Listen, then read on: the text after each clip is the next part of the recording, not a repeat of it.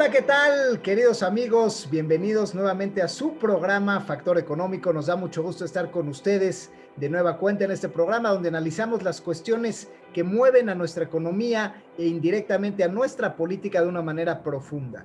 Y bueno, la sesión de hoy la queremos dedicar para analizar profundamente la reforma del outsourcing, un tema sin duda relevante para todos los mexicanos a nivel gubernamental, a nivel profesionistas que trabajan y buscan una pensión y a nivel, por supuesto, también de empresarios y emprendedores que son los que contratan principalmente este tipo de obra y ver qué significa realmente esta iniciativa, esta reforma, bueno, esta de alguna manera ley que ya avanza y pues ver un juicio, digamos, no simplemente de opinología, sino un poquito más informado desde más perspectivas para que ustedes, audiencia, pues tengan una opinión un poquito más informada y un poco no tan estomacal, porque sin duda esta reforma enciende los ánimos.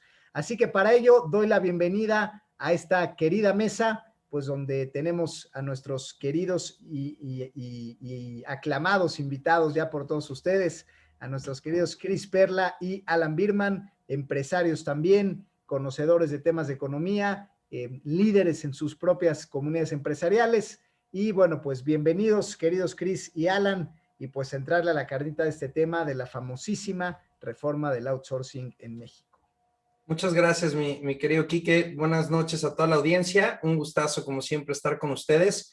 Muy entusiasmados de poder compartir y de poder realmente, como bien dices, ¿no? Es decir, hablar con juicios de hecho, dar un punto crítico y autocrítico. Es decir, recordemos que el ser humano tiene dos tipos de visiones, ¿no? La crítica y la autocrítica. Con la crítica evalúo el mundo y con la autocrítica me evalúo a mí. Y entonces, en ese sentido, valiera muchísimo la experiencia y muchísimo el programa para realmente definir qué es aquello que nosotros podemos ver hacia afuera y después dar un pequeño salto hacia nuestro interior. Pero yo creo que para poder empezar y darle un poquito más de contexto y mucha más formalidad y una línea conductora clara, me gustaría que mi querido Alan, que es el que creo que está más empapado al respecto, pudiera platicarnos de manera muy concreta, pero de manera muy entendible, de qué va todo este tema de la reforma que, como bien lo mencionaste, hoy ya es una realidad. Claro que sí, buenas noches a todos, gracias por escucharnos. Gracias, Quique, de nuevo por el espacio y a Radio 13 y a toda la audiencia. Bueno, pues empecemos. Lo primero que hay que saber es que esto es una ley aprobada ya por el Congreso en México y publicada en el Diario Oficial de la Federación el 23 de abril, o sea, ya es ley. Esto ya es un hecho, ya no hay nada que discutir. Ya está aprobada. Habrá un proceso judicial, seguramente amparos y cosas de ese tipo que puedan tener algunas afectaciones, pero por ahora vamos a asumir como que lo que dice acá es lo que va a pasar, ¿no? Lo otro que es importante es entender que es una ley integral, donde están reformando la ley del IMSS, la ley del Infonavit, todas las leyes del ISR, IVA, del Servicio de Administración Tributaria, del SAT, todo el tema de impuestos para la gente que nos escucha fuera de México, y bueno, y la ley federal del trabajo, ¿no? Entonces, en general, digo, pueden meterse a leer un poco la ley, no es muy larga, los artículos al respecto, cuál es digamos, lo que busca esta ley, que las empresas tengan que contratar directo, es decir, que no puedan subcontratar a través de otras empresas o a través de otras empresas del grupo las actividades que son su core business o como lo dice la ley, lo que es su objeto social, ¿no? Entonces, yo soy una empresa que me dedico a dar servicios de instalaciones para construcción. Yo no puedo subcontratar a otras empresas servicios de instalaciones para construcción, ¿no? O sea, ese es el ejemplo que aplica para nosotros o para nuestro querido Enrique, pues no podría subcontratar promotores que busquen créditos, ¿no? O ese tipo de cosas, ¿no? Para ello, el gobierno, bueno, el Congreso hace distintas reformas a distintas leyes. Por ejemplo, a la ley del trabajo obliga a que va a crear un registro de empresas especializadas, crea un registro en el que todas las empresas que quieran subcontratarse para dar un servicio especializado o un servicio de obra especializada, como lo define la ley, tengan que estar en un registro para el cual tienen que estar, por ejemplo, al corriente con sus obligaciones fiscales y en materia de seguridad social. También otras cosas que pide, por ejemplo, la reforma a la ley del IMSS, pide que cualquier contrato de subcontratación esté correctamente registrado ante el IMSS con todos los detalles del contrato, incluyendo la lista de trabajadores que se están subcontratando. Otra cosa interesante que menciona la ley es que pone pues completamente todas las obligaciones de si el contratista falla con uno de estos requisitos, pues el contratante es el responsable de todas esas obligaciones en seguridad social, todas esas obligaciones en temas del IVA, en temas de impuestos no pagados o obligaciones no pagadas por el subcontratista. Bueno, impone multas importantes a los subcontratistas que no cumplan con estos requisitos, crea padrones de registro, tanto en el IMSS como en la Secretaría del Trabajo, bastantes cosas burocráticas que todavía no está claro el cómo se van a hacer, pero en los próximos días debe eso aclararse. Y bueno, obviamente le quita, o sea, si incumples con esto tú como contratante, ya no tienes, todas esas facturas que te dieron ya no son deducibles ni para impuestos sobre la renta ni para el IVA, entras en como todos estos supuestos que han hecho de evitar la evasión. Y por último también habla del reparto de utilidades, que era uno de los temas importantes. Como sabemos, en México estamos obligados a repartir el 10% de las utilidades antes de las utilidades netas del ejercicio de las utilidades netas del ejercicio a nuestros trabajadores.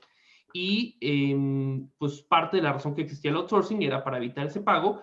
Cambia un poquito la manera en que se reparte, esto a favor de los empresarios, diciendo el reparto de utilidades va a ser un máximo de 90 días del salario de un trabajador o el promedio de los últimos 3 años de reparto a beneficio del trabajador, el que sea más alto, ¿no? No sé si ese último punto quedó claro. Entonces, eso es básicamente lo que dice la ley, a muy grandes rasgos. Insisto, creo que todos los empresarios estamos obligados a leerla o asesorarnos con alguien un asesor legal o fiscal que lo sepa, porque tiene implicaciones importantes en lo práctico, ¿no? Eso es básicamente lo que hace la ley y dejamos, digamos, hasta ahí la parte informativa, ¿no? Pero, Chris, perdón. Quisiera nada más, pues para poder terminar de complementar lo que estás mencionando, que creo que pues vemos como 2, 3 o 4 objetivos muy claros, no sé si están de acuerdo conmigo. Por un lado es el tema del reparto de utilidades, ¿no? Como bien mencionabas, Alan, muchas empresas lo que hacían es que instauraban, en vez de una sola empresa, instauraban 2 o 3 empresas y colocaban a los colaboradores en empresas en las cuales no se reportaban utilidades, de tal suerte que entonces no podían percibir esto que según la ley les correspondía. Esa es una. Segundo punto, también tiene que ver con el hecho de que no se les reportaba con el salario completo de lo que los colaboradores estaban percibiendo, por lo cual había un detrimento muy importante para las arcas y esto impactaba de doble manera. Uno que tiene que ver con el gobierno, pues porque pagabas lo que son las prestaciones o las cargas tributarias con base en el salario que tú estás reportando ante el IMSS. Por otro lado, eso también le pegaba a los colaboradores porque también hay varios incisos como por ejemplo el Infonavit, el ahorro para el retiro, etcétera, que también se pagaba un porcentaje de lo que realmente reportábamos, ¿no? Entonces tenemos un tema de reparto de utilidades, tenemos un tema de buscar la no evasión de los impuestos para la carga tributaria que puede realmente adquirir lo que es la Secretaría de Hacienda y Crédito Público. Por otro lado, las cuentas individuales y el tema de vivienda para lo que es el colaborador son tres puntos muy importantes. Y un cuarto punto también creo que a lo mejor no se menciona tal cual, pero es la posibilidad de realmente generar un mayor sentido de pertenencia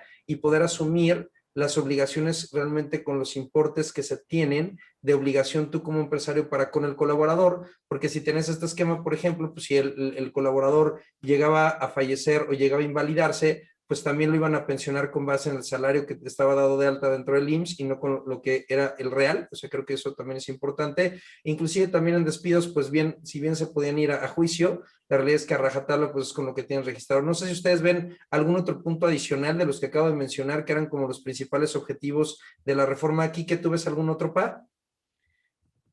No, realmente digo, igual y valdrá la pena de justamente empezar a tocar los puntos como detrás de líneas, qué es lo que hay, ¿no?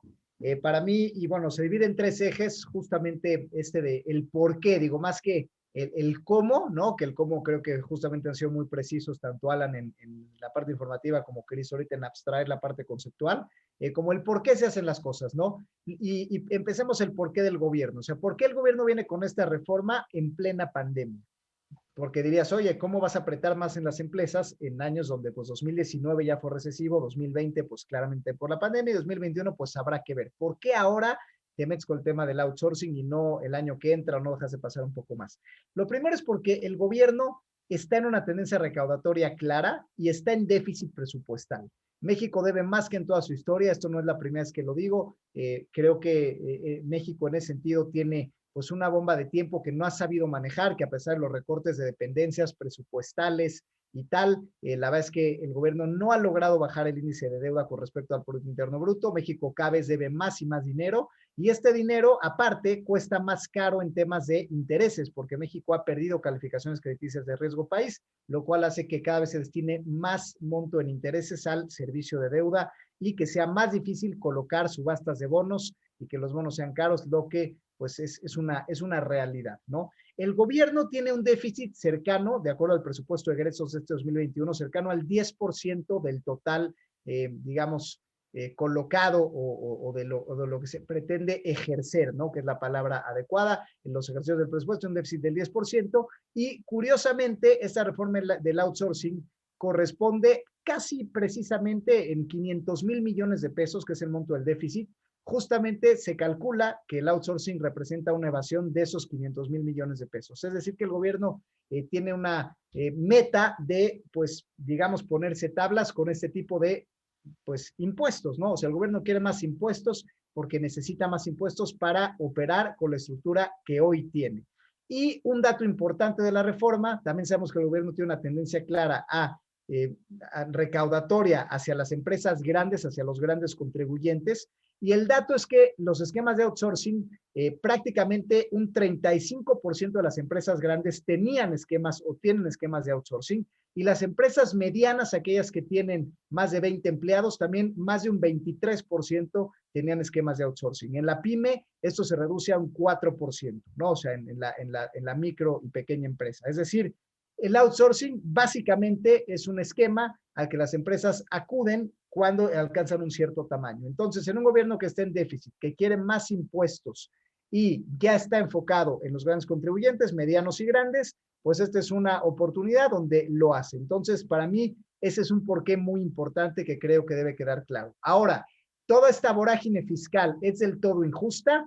La respuesta es no. Y viene el segundo porqué, que tiene que ver con pues los propios profesionistas. ¿Es adecuada una reforma al outsourcing para los trabajadores? La respuesta es definitivamente sí. Y acá hay otro dato, ahora que estamos hablando un poco de numeralia, y el dato consiste en que un 55% de los trabajadores que cotizan en el IMSS no tienen posibilidades de pensionarse dignamente. O sea, 1 de cada 2 no está en posibilidades de tener una pensión, en un país donde hoy en día eso no nos preocupa mucho porque tenemos 30 años en promedio y porque la gente hoy en día, pues con esa edad promedio, en la mediana donde hay, digamos, pues lo que más se repite son gente de 30 años, pues hoy en día somos los que trabajamos, no los mantenidos, pero en 30 años vamos a ser los mantenidos y este dato entonces nos va a preocupar, que 1 de cada 2 no se pueda pensionar dignamente. Hoy los viejitos son pocos, los cheques a los viejitos que se mandan son pocos, pero a futuro vamos a ser los más y esto no es sostenible. Entonces, ¿la gente necesita pensiones dignas? Definitivamente sí. Esta era una reforma que tiene cierto grado de ética e integridad para que las empresas den o demos mayores oportunidades de pensión a la gente que trabaja con nosotros. La respuesta es definitivamente también, si bien sabemos que pues el IMSS y el ISSSTE son mal manejados, que ya están prácticamente en quiebra desde hace varios años, y quitando el tema del buen o mal uso de los recursos, creo que definitivamente un país como México debe preocuparse de sus pensionados a futuro y creo que esta reforma tenía que llegar tarde o temprano. Ahora, el punto es de la vista de los empresarios, y ya con esto termino para no extenderme demasiado, el por qué nos enoja tanto a los empresarios o por qué es un tema que ha causado tanta controversia. Y la respuesta, pues, está precisamente relacionado con ese tema de fiscalización. El empresario en México tenemos tasas corporativas que superan en un 15% las tasas de la OCDE. Las tasas corporativas en México, pues ya con esto del outsourcing, pues ya están más o menos en un 35%, cuando en Estados Unidos están en un 23%, en Europa están en un 21%, es decir, México ya paga más impuestos que sus pares europeos y americanos, cuando los impuestos sabemos que pues no siempre se reflejan en un buen sistema de seguridad médica justamente, o en un buen sistema de educación, entre otras cosas, ¿no? Entonces, pues la clase mexicana está cansada ya de pagar cada vez y de manera creciente impuestos, porque las reformas pues han sido acumulativas. Primero, informas diferenciadas al impuesto sobre la renta, luego pues igual las declaraciones han sido mucho más estrictas, el SAT ha sido mucho más integral en poder tener las declaraciones completas de la gente, ahora viene la reforma del outsourcing. Entonces, si bien la reforma es justa, porque hay que ser claro, sí se necesitaba una reforma en ese sentido, el empresario llega a un punto de hastío, donde dice, a ver, estamos con un gobierno confrontativo, fiscalizador, donde cada vez pagamos más impuestos y sin embargo no hay diálogo entre el sector privado y el sector gubernamental, cada quien jala para su molino y los empresarios somos vistos como los enemigos de alguna manera, ¿no? Entonces, creo que esto es lo que hay detrás. Entonces, me parece que se confunden sentimientos en ese sentido. Creo que, por un lado, el gobierno, pues efectivamente intenta hacer sostenible su operación y tiene razón.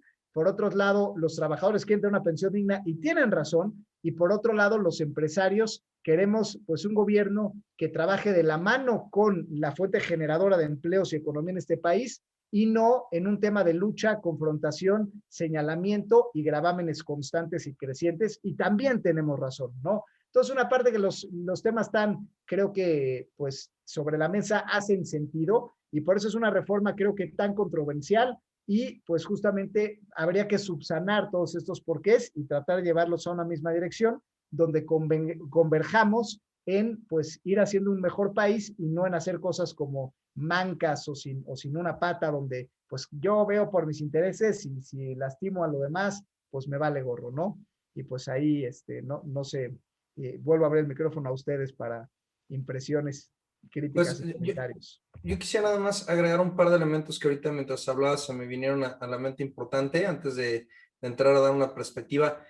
Primer punto es, creo que otro elemento en particular que sí también se daba mediante todo el tema del outsourcing, porque sin duda se cayó en un exceso, sin duda se cayó en una mala praxis, o sea, también hay que reconocer que esto no solamente salió de la nada y hay que reconocer que es un esquema que se ha venido multiplicando en los últimos 15 años, realmente se ha maximizado y se ha exacerbado cada vez más este modelo y sin duda esto ha generado una cantidad de evasión importante. El impacto, ¿no? Estaba leyendo que era aproximadamente sobre el 17-18% de la población económicamente activa en lo que respecta a los esquemas de colaborador, que son aproximadamente 4 o 5 millones de personas. Entonces, el impacto es muy, muy fuerte. O sea, no estamos hablando de una reforma que haya sido sumamente específica a cierto sector. Y pues bueno, de esos 4 o 5 millones habrá que ver quiénes sí tienen un esquema que realmente era kosher, es decir, que era un esquema que era legítimo, donde sí se le pagaba el 100% a los colaboradores y qué porcentaje, ¿no? Eso por un lado. Y por otro lado, también este tema que creo que también se utilizaba para no reconocer la antigüedad, ¿no? De los colaboradores, en el cual se saltaba de patrón en patrón, había finiquitos, etcétera, y creo que eso también es una mala práctica, ¿no? Entonces, creo que estos elementos también son adicionales. Y otro que creo, pues también a la luz de la política, pues evidentemente, pues cuántos empresarios hay versus cuántos colaboradores hay, ¿no? Evidentemente hay un impacto muy, muy positivo en temas de voto, ¿no? Hoy que estamos a nada de las siguientes elecciones, creo que también eso es algo muy importante que, pues en la masa crítica, si llegan y me dicen, oye, te van a elevar ciertas prestaciones, etcétera. Ahora, partimos de la premisa que eso va a suceder, ahorita vamos a platicar, yo creo que eso sería la ronda, es decir, antes de dar nuestro punto de vista, no sé qué opinan, que digamos que creemos que va a pasar, ¿no? Porque la realidad es que creo que nos están contando como un cuento rosa, ¿no? De, no, pues sí, pues meto la reforma, la cambio, todos se regularizan y todos como si no pasa absolutamente nada. Y creo que no estamos dimensionando realmente esto que implica, ¿no? Para aquellas personas que tienen esquemas fiscales agresivos versus aquellas personas que tienen esquemas kosher, soy que un colaborador reciba 10,000 pesos netos en su bolsa, pues en un esquema, pues con esquema fiscal a lo mejor te podría costar 12,000 pesos, vamos a ponerlo en un 20%, 25%, ¿no? Ya con toda la carga social, que el colaborador siga recibiendo los mismos 10,000 pesos, se te puede ir un 35, 40% de carga social, va a depender, ¿no? Y hay empresas en particular que no solamente tienen lo que es la carga fiscal, también hay empresas como la mía que, pues, oye, tienen prestaciones. Entonces, sus colaboradores, pues, tienen un seguro de gastos médicos mayores, o tienen un seguro de vida, o tienen a lo mejor un plan de pensiones, etcétera. Entonces, la carga que conlleva el hecho de tener talento dentro de tu organización, pues, por supuesto que se exponencia de manera muy, muy importante, ¿no? Entonces, yo creo que me gustaría hacer una ronda empezando con Alan, después tú, Quique, y ya yo cerraría nada más en esta perspectiva. ¿Qué es lo que ustedes creen que va a suceder? Mi querido Alan, ¿tú qué ves de panorama? ¿Qué crees que se va a implementar por parte ya del sector empresarial? Claro, mira, antes de pasar al que va a pasar, creo que hay otro aspecto bien importante del sector empresarial que creo que no se ha mencionado, que es el riesgo legal, ¿no? Y hay empresas, grandes empresas de outsourcing como Manpower, por ejemplo, que de hecho contratar un empleado a través de estas empresas es más caro que contratarlo directamente, ¿no? Digo, hay un tema ahí de las utilidades, pero definitivamente tenemos que recordar que para los empresarios también un tema que nos preocupa, que supuestamente ya se atendió con reformas el año pasado y antepasado, con las nuevas juntas de conciliación y arbitraje, pues es el abuso. Bueno, hay una ley, como sabemos en México, laboral, bastante, digamos, Proteccionista, ¿no? estirada, proteccionista hacia el lado de los trabajadores, donde sabemos que Cierto. hay gente que merece ser despedida, pero aún así, o sea, no ha cumplido con su trabajo, merece ser despedida, se le paga su liquidación, aún así demanda, aún así le gana la demanda a la empresa, y no somos, la mayoría de los empresarios no somos grandes corporativos para estos temas legales, ¿no? Entonces, creo que la primera implicación, y respondiendo a tu pregunta, Cris, hacia el futuro, pues definitivamente hay una implicación de primer orden en un aumento de costos hacia las empresas, pero eso tiene que llevar a una implicación de segundo orden de las empresas ser extremadamente mucho más selectivas en todos sus procesos de recursos humanos, de ser mucho más selectivas en a quién contratan, a quién no contratan. Creo que va a haber un periodo de ajuste difícil en los próximos meses. Por ejemplo, empresas como la mía, digamos, trabajamos de la mano con otras empresas cuando tenemos cargas fuertes de trabajo, pues nos apoyamos con empresas Terceros. subcontratistas, ¿no? ¿Qué va a pasar con eso en los modelos de negocios? Es un tema complejo que está difícil responder ahorita. Entonces sí creo que va a haber un aumento de costos, tal vez una necesidad de aumentar costos fijos en las empresas. Obviamente parte de este tema del outsourcing implica aumentar costos fijos, quitar costos variables, ¿no? Para poder tener personal interno. Y obviamente, pues tendremos que buscar la manera de con las personas que tenemos ser más competitivos. Yo sí creo, y esto lo digo como una mera opinión, no tengo ningún dato para comprobarlo, que en el corto y mediano plazo va a haber una pérdida neta de empleo, ¿no? Ok, Y súper. que, Gracias, gracias, Alan. Y bueno, yo lo que creo, o sea, se me hace una buena pregunta, bueno, ¿y qué va a pasar, no? Al final, digo, creo que como toda ley controversial, al principio va a ser, pues, ¿quién puede más, no? O sea, a ver, definitivamente una confrontación abierta, o sea, creo que cada quien, pues, en un escenario confrontativo, pues, cada quien va a argumentar, pues, ahora sí que a sus intereses y su conveniencia, desde una situación de agravio, ¿no? O sea, las grandes empresas van a decir, pues yo me siento agraviada y entonces como ya no me permite tener flexibilidad laboral, México deja de ser competitivo laboralmente, pues me voy a otro lado o disminuyo empleos. Las empresas medianas pues van a decir, bueno, pues si me quieren seguir fiscalizando, pues entonces voy a ver qué hago, cómo me amparo o tal, y gremios empresariales van a estar en esta misma tesitura, pues a ver cómo le doy la vuelta y pues sigo con esto, ¿no? Y el gobierno va a ser, sí, pues entonces te pongo sanciones penales inclusives, que creo que parte de la ley incluye sanciones penales, y es más, y si te vas a amparar, pues ahora veo cómo me alío con el Poder Judicial y viene toda esta controversia del juez que le quieren extender directamente al Ejecutivo 2 años su mandato, y pues si tú te vas a amparar, pues yo también voy a hacer mis aliados dentro del sector judicial, y entonces voy a también minar la división de poderes para yo también salirme con la mía, y pues también sacar todo este debate del gobierno que decía que controversias que vayan en contra del interés nacional deberían ser pues como desechadas por el Poder Judicial como no apelables y directo el mandato del Ejecutivo, ¿no? Que por ahí hubo una carta que circuló del gobierno en su exhorto al Poder Judicial, ¿no?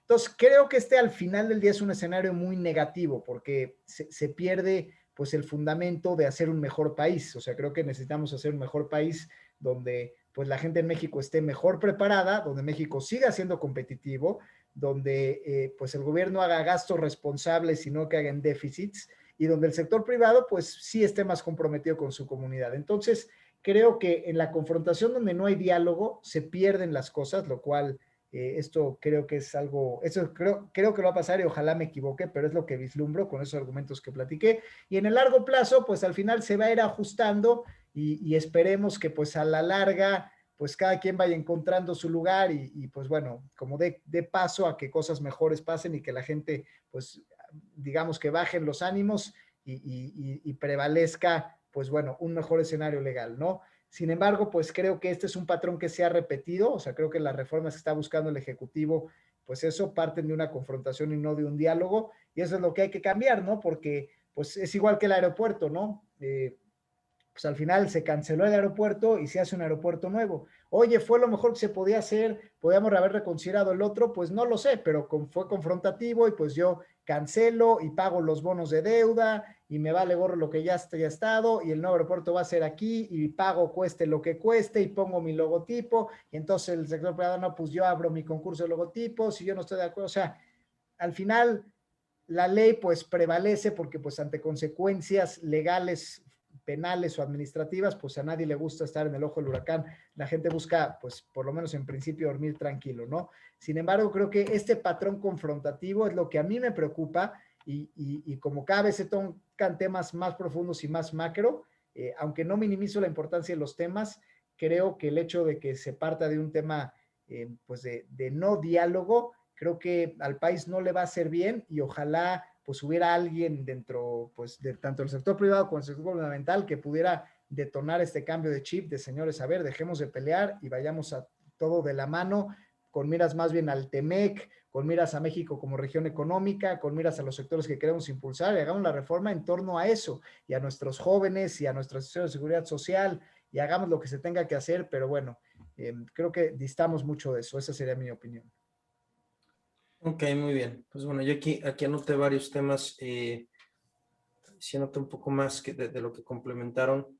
Yo creo, para no ser repetitivo, creo que venimos de una pandemia que sacudió al mundo empresarial y que nos hizo cuestionarnos realmente si teníamos nosotros un modelo financiero adecuado, si teníamos una estructura adecuada, si no teníamos un exceso de personal.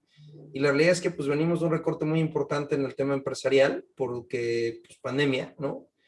Y creo que pues ahora te vas a replantear todavía más si quieres contratar de nuevo, ¿no? Es decir, oye, si ya tenía 100, me recorté a 50 y yo contemplaba que a lo mejor iba a contratar a lo mejor no a los 100 otra vez, pero sí iba a contratar a 85, a 80, pues ahora voy a decir, oye, pues yo creo que pues mejor menos, ¿no? Porque hay más riesgo, porque tengo que cargar con todo este tema tributario, porque hay implicaciones legales, porque hay inclusive dentro de esas imputaciones legales pues también las multas son fortísimas, no hablamos de eso, pero va de 177,000, 200,000 pesos hasta 4 millones de pesos. O sea, si no me recuerdo si están las cifras, ¿no?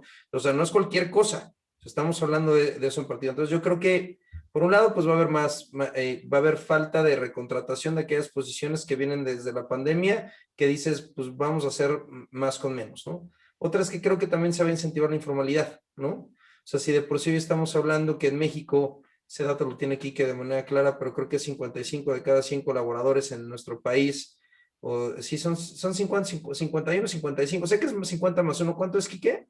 Sí, bueno, es que dentro de los formales, la mitad no se podría pensionar, pero esos formales no considera un 60% de informales. O sea, ese era el dato.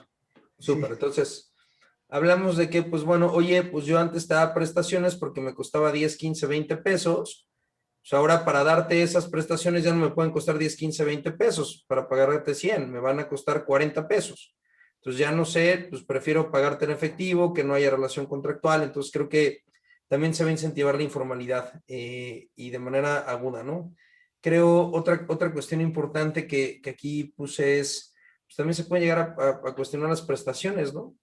Oye, pues yo te pagaba, yo que estoy en ese sector, ¿no? Yo te pagaba un seguro de gastos médicos mayores, un seguro de vida, etcétera, pero ahora pues se me incrementó el costo, pues a lo mejor cabe la posibilidad, sobre todo en las medianas empresas. En las grandes yo creo que eso no es una alternativa, pero quizá en las pequeñas o medianas empresas que tenían esquemas de prestaciones para sus colaboradores, pues hoy lo voy a pensar más, ¿no? Porque tengo más costo en dado caso que yo tenga pues, esquemas que no están así, que sea parte de los 4 o 5 millones, ¿no?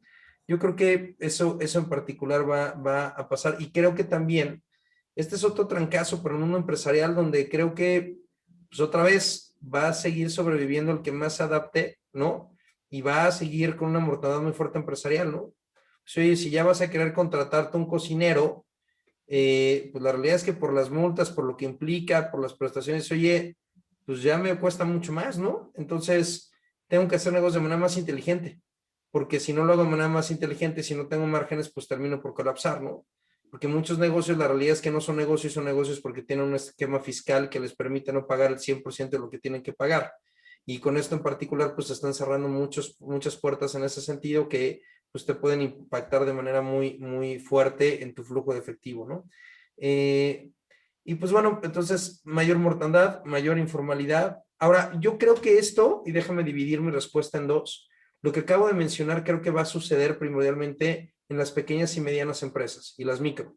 Las grandes, como siempre, pues no les va a pasar nada. O sea, la realidad es que las grandes compañías pues tienen el flujo efectivo, tienen el modelo de negocio, tienen la economía de escalas, y pues ellos lo que sí creo que va a pasar en las grandes es que pues, se van a cuestionar más cuando vayan a contratar más gente, ¿no? Decir, oye, pues si antes contratábamos 100 porque eran externos, pues ahorita vamos a buscar contratar 50 porque tienen que ser internos, ¿no?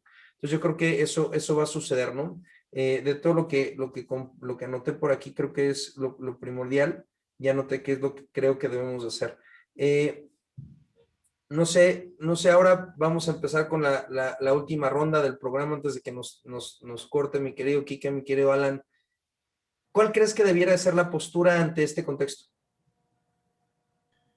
Pero, Cris, digo, la primera es esta. Creo que voy a empezar por, como empresarios, y creo que ya hemos mencionado en otros programas, pues nuestro deber también ciudadano de exigirle a las autoridades y exigirle al gobierno. Y yo creo que hay dos factores importantes.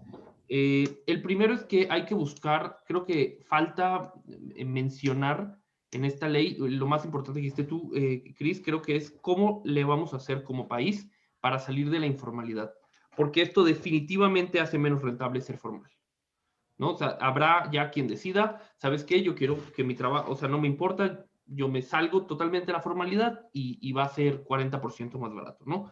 Creo que un tema bien importante que tenemos que exigir también como ciudadanos es la mejora de las instituciones de seguridad social hacia el ciudadano, ¿no? O sea, el IMSS es una tragedia tener que atenderte en un tema médico en el IMSS, aunque tienen sí, me van a decir que los mejores hospitales de Latinoamérica, sí, nada más para llegar a esos hospitales ahí te platico, ¿no? Antes de eso, espérate 2 años a que te diagnostiquen de cáncer para que te puedan mandar al hospital correcto, ¿no? Entonces creo que tenemos que exigir al gobierno la mejora de esos servicios si están aumentando la recaudación hacia ellos, ¿no? Pero por otro lado, creo que hay dos aspectos que son muy positivos. La primero, comparto contigo, Chris, la idea de que pues, esto hará que haya una competencia más leal dentro del sector formal, ¿no? Y eso es positivo para los que hacemos las cosas bien. Además, pues la verdad es que ese 10% del reparto de utilidades yo siempre le he pagado y me da mucho gusto cuando lo tengo que pagar porque significa que a la empresa, gracias al trabajo de los colaboradores y pues de todos, le está yendo bien, ¿no? Entonces, pues qué mejor. Igual, como dices, pues los corporativos tienen muchas maneras de sacar esas utilidades del país y no pagar ese 10%, pero los grandes corporativos, pero pues las pymes lo seguiremos haciendo.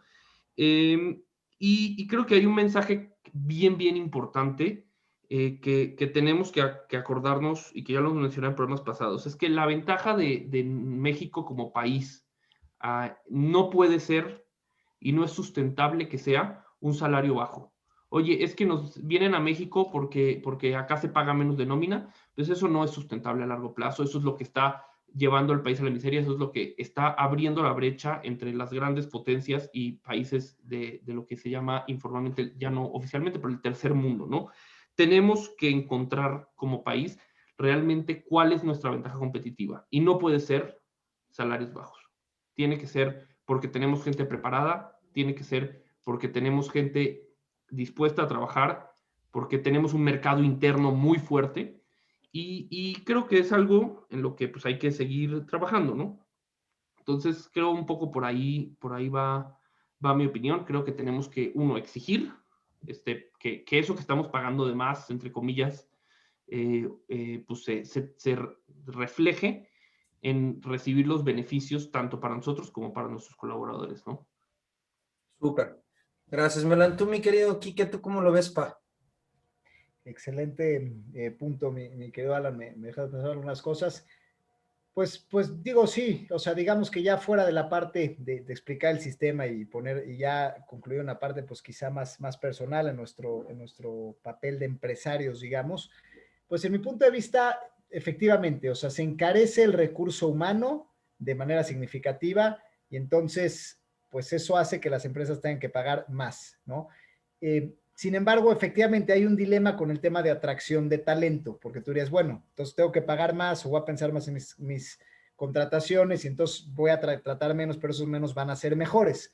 Pero esto parecería que es una acción-reacción y no necesariamente. Si el hecho de que cambie el esquema de prestaciones no quiere decir que va a brotar talento más sofisticado en el país y que se van a adaptar a que, bueno, como ya no contrato a tantos o contrato a menos, pero vienen bien buenos más fregones. Ojalá fuera así de simple la ecuación, pues igual entonces diríamos, pues bueno, órale, si tenía 10 empleados, pues ahora tengo 5 supermanes y pues ya la hice, ¿no? El problema es que, pues no, o sea, no necesariamente negar esos 5 supermanes, pero sí ya nada más puedes contratar 5 de 10 a lo mejor, ¿no? Entonces creo que ese realmente es el verdadero reto que vamos a tener como país.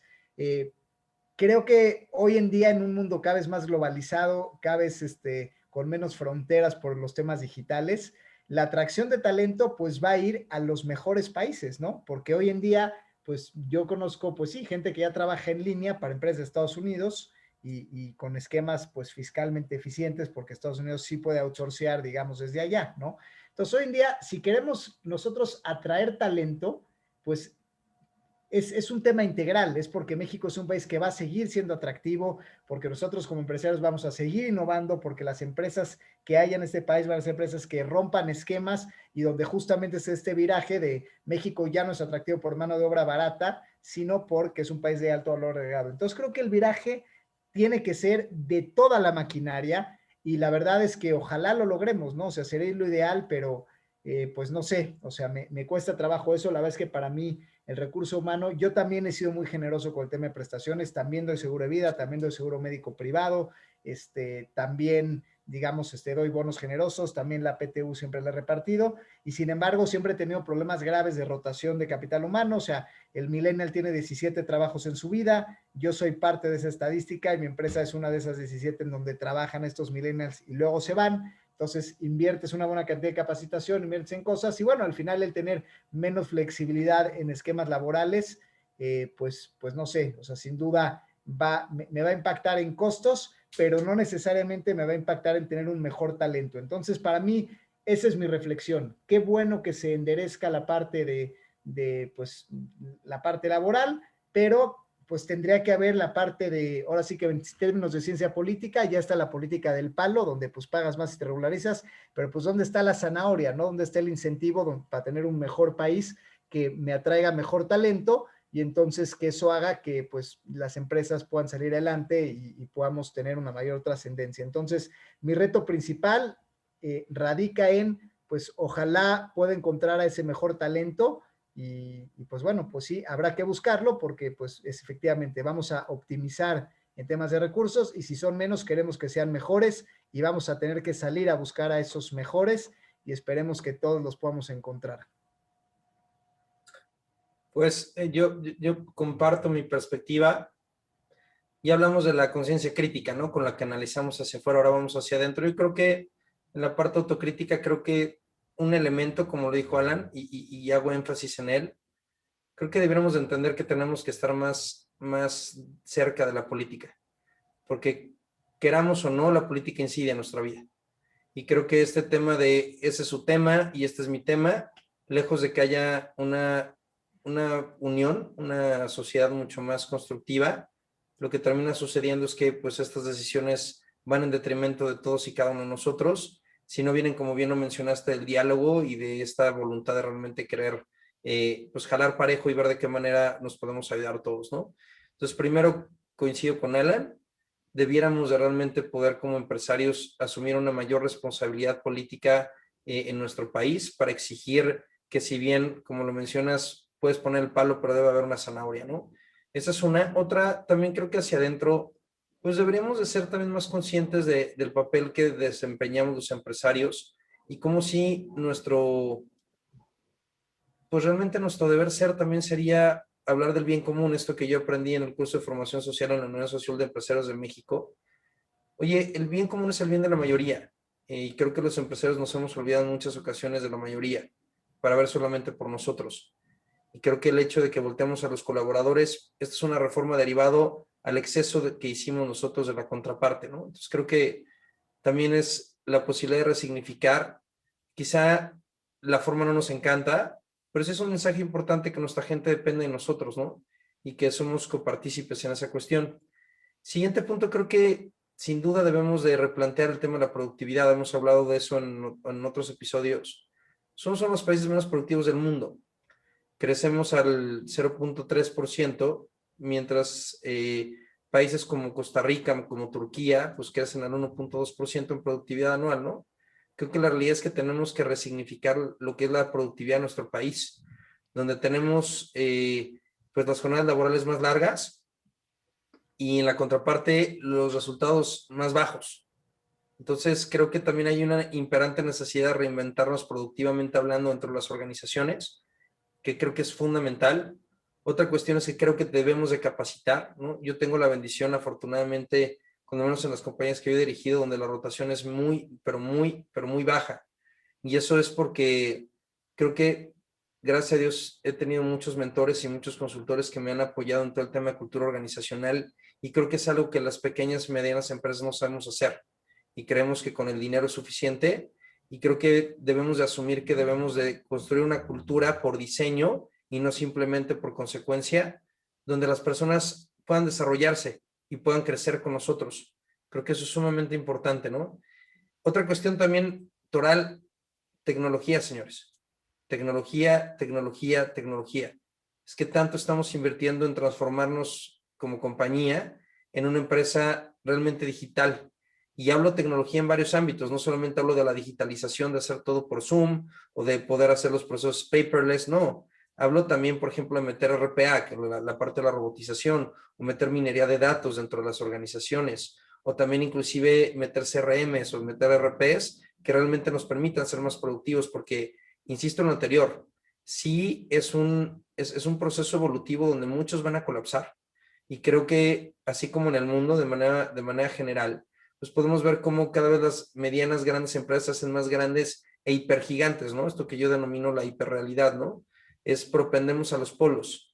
Y pues más nos vale que nos reinventemos, porque esa capacitación no solamente debería ser para los colaboradores, sino para también nosotros como empresarios, ¿no? Entender temas financieros, entender temas de modelo de negocio, entender temas de ventas, entender temas de desarrollo humano. Creo que los empresarios también debiéramos de transformarnos en un modelo más holista.